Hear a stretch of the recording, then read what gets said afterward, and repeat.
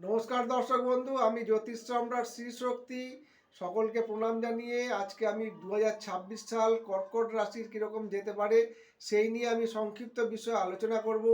আজকে প্রথমেই বছরের শুরুতেই 2026 সালের গ্রহ অবস্থান কীরকম আছে সেই নিয়ে আমি একটু বলে নিই।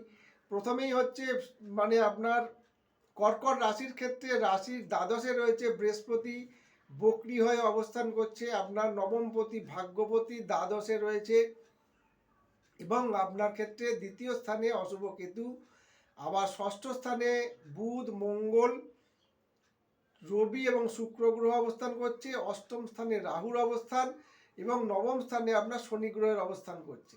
এবারে দেখা যাচ্ছে কি না, যে আপনার এই যে রাশিচক্র রয়েছে এই রাশিচক্র অনুযায়ী দেখা যাচ্ছে যে ভাগ্যপতি দ্বাদশে থাকার জন্য কিন্তু আপনার ভাগ্যহানি অর্থাৎ আপনার কোনো গুরুহানির যোগ একটা লক্ষ্য করা যায়, বা গুরুস্থানীয় কোনো ব্যক্তির সঙ্গে আপনার মনোমালিন্য বিবাদ বিসম্বাদে জড়িয়ে পড়তে পারেন, এরকম একটা যোগ লক্ষ্য করা যাচ্ছে।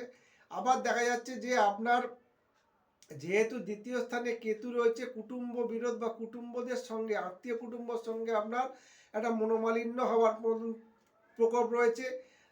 আপনার ষষ্ঠ স্থানে মঙ্গল, বুধ, রবি এবং শুক্র থাকার জন্য আপনার গুপ্ত শত্রুরা একটু মাথাচাড়া দিতে পারে এবং আপনার পেটের রোগে কোনো ভুগতে পারেন, এরকম লিভার ঘটিত রোগে ভোগার একটা প্রবণতা, গুহ্য রোগে ভোগার প্রবণতা এগুলো রয়েছে।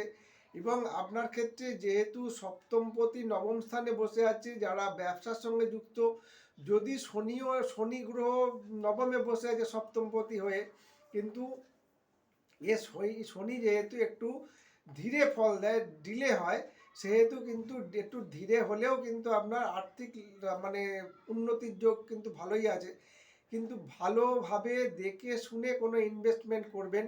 কোনো কিছু জমি বাড়ি বলুন বা শেয়ার মার্কেটে বলুন বা কোনো নতুন ব্যবসা করার ক্ষেত্রে যদি কোনো ইনভেস্টমেন্ট করতে চান, ভালোভাবে দেখে শুনে বুঝে না ইনভেস্ট করলে দেখা যাবে যে আপনার এই বৃহস্পতি ভাগ্যপতি হয়ে দ্বাদশে রয়েছে এবং ধনকারক গ্রহ, সেই জন্য ধনহানির একটা যোগ কিন্তু আপনার আংশিক লক্ষ্য করা যাচ্ছে। সেটা কিন্তু আপনাকে সচেতন থাকতে হবে।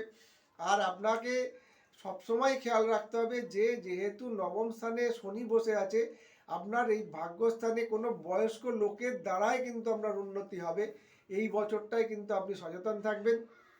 আর যেহেতু আপনার রাশিপতি হচ্ছে রবি এবং এই বছরটা হচ্ছে আপনার 2026 অর্থাৎ রবির বছর, সেহেতু কিন্তু আপনার খুব একটা যে প্রবলেমের মধ্যে পড়বেন এরকম কিন্তু নয়।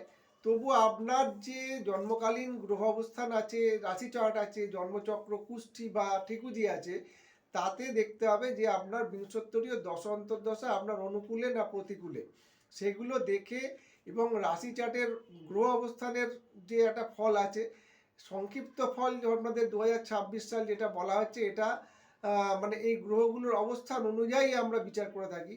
কিন্তু এই গ্রহ অবস্থানগুলো আপনার যে জন্মকালীন রাশি চার্ট আছে এবং বিংশোত্তরীয় দশা অন্তর্দশা আছে, তার উপরে কিন্তু এই দুটো গ্রহের অবস্থানজনিত ফল কিন্তু মিলিয়েই আমাদের ফলটা বলতে হয়। কাজেই কর্কট রাশির যেসব জাতক জাতিকারা আছে তাদের তো রাশি চার্ট একটা আছে, সেটা তো আমরা যখন রাশি বিচার করি তখন শুধু চন্দ্রকে ধরেই বিচার করি, আমরা অন্যগুলো কিন্তু পাই না।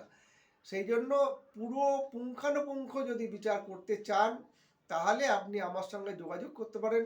আমার ফোন নাম্বার 9831434774। আমি জ্যোতিষ সম্রাট শ্রী শক্তি, দীর্ঘ 27 বছর জ্যোতিষ চর্চা করে আসছি। আপনাদের যদি ভালো লাগে তাহলে অনলাইন বা অফলাইনে আমার সঙ্গে যোগাযোগ করতে পারেন। দর্শক বন্ধু, সবাই সুস্থ থাকবেন, ভালো থাকবেন, নতুন বছর আনন্দে কাটান, এটাই চাই। সব ভালো থাকবেন।